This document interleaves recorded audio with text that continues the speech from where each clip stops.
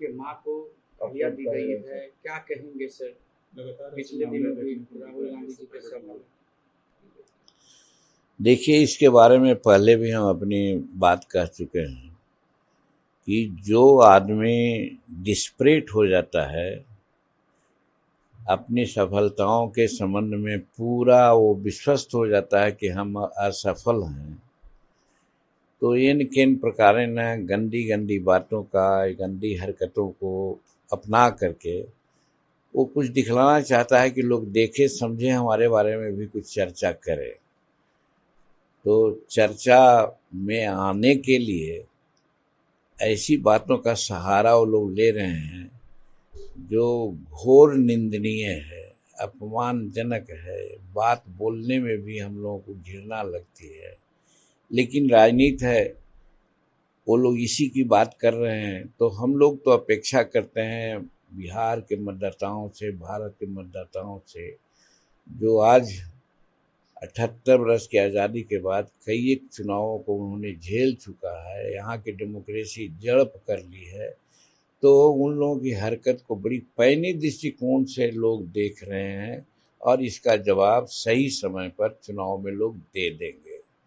राहुल गांधी ने एक बार फिर से वोट चोरी की बात कही है, कहा है कि वो कमजोर कहा है, हाइड्रोजन बम कह रहे हैं। देखिए, राजीव गांधी थेथराई कर रहे हैं, थेथरोलॉजी में विश्वास करते हैं, थेथरोलॉजी की बात कर रहे हैं।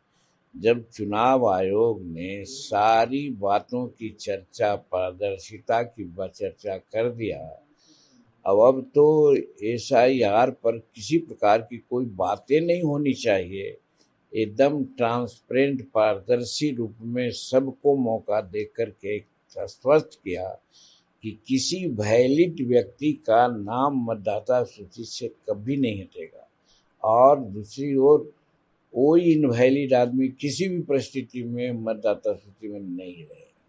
तो ये भारत के अस्मिता और संविधान के मर्यादा के अनुरूप है।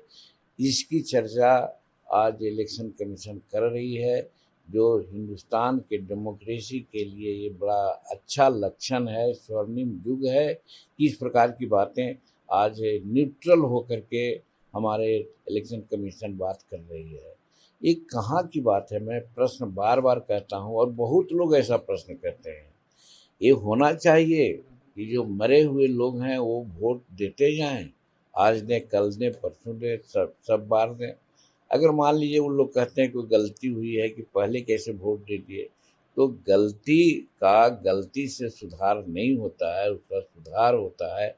अब मान लीजिए कि हुआ है तो हम सब मरे हुए लोगों का नाम काट देंगे, एक चीज़। दूसरी चीज़, जो संविधान को अपने छाती में ले करके चलते हैं, मर्यादा की बात करते हैं, अनुपालन की बात करते हैं, तो संविधान में तो ही है कि जो भारत में जन्मा है वही व्यक्ति यहाँ का मतदाता हो सकता है।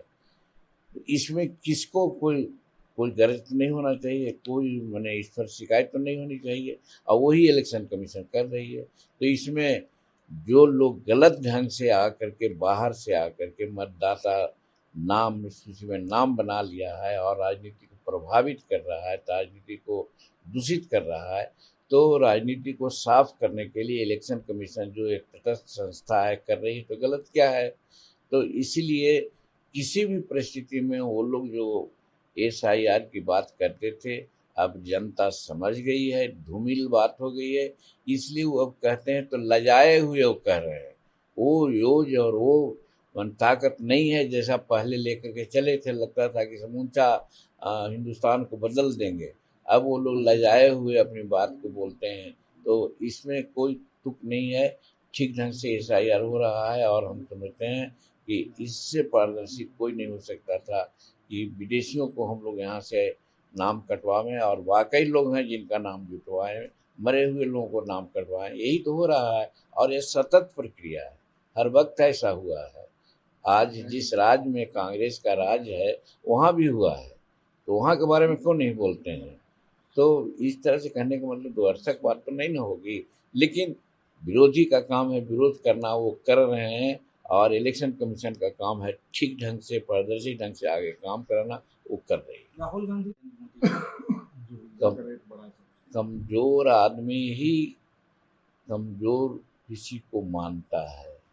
हम चश्मा लगाए हुए हैं, पारदर्शी है तो देख रहे हैं, अगर ये हरियर गोगल्स लगा देंगे तो हरा सूझेगा।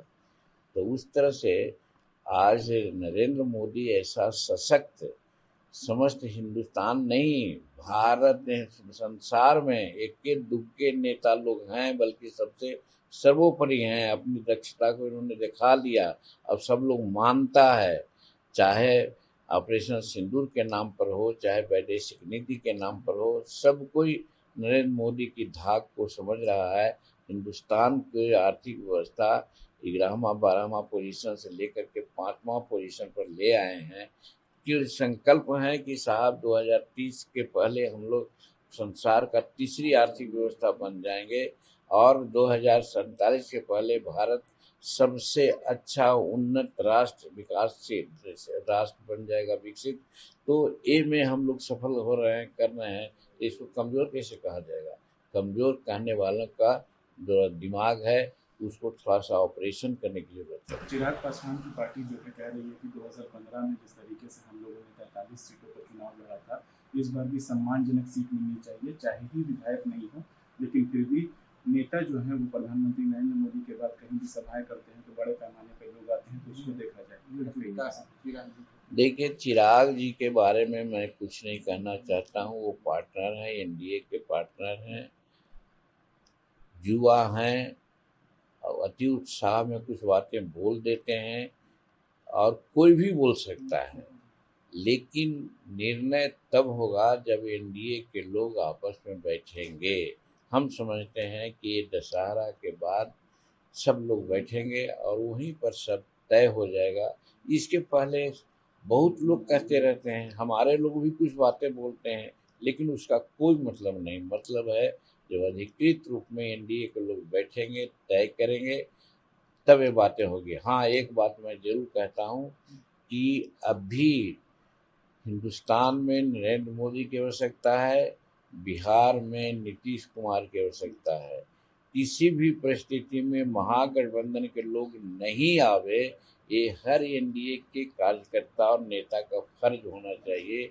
वहाँ पर लाभ हानि की बात नहीं, वहाँ पर होना चाहिए जैसे भी हो हमारे एनडीए के लोग जीते, अधिक से अधिक सीट, जिताऊ सीट के लिए हम लोग को प्रयास करना चाहिए। उसमें किसी को कम और बेसी हो सकता है, तो अनुशासन एक कहते हैं। और अनुशासन अगर तोड़ करके जिसका इतिहास रहा है करेंगे तो रिजल्ट देख लिए हैं साफ, तो हम समझते हैं कि वो गलती नहीं हो पाएगी। रोहिणी आचार्य ट्वीट कर रही हैं लगातार, शीर्ष नेता का सीट जो है वो हथियाया जा रहा है।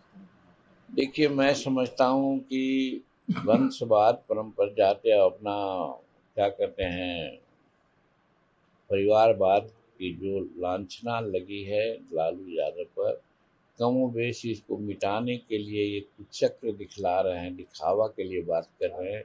सच्चाई यही है कि सब एक ही घाट पे पानी पीने वाले लोग हैं। अब एक ही तरह की बात करेंगे। चुनाव का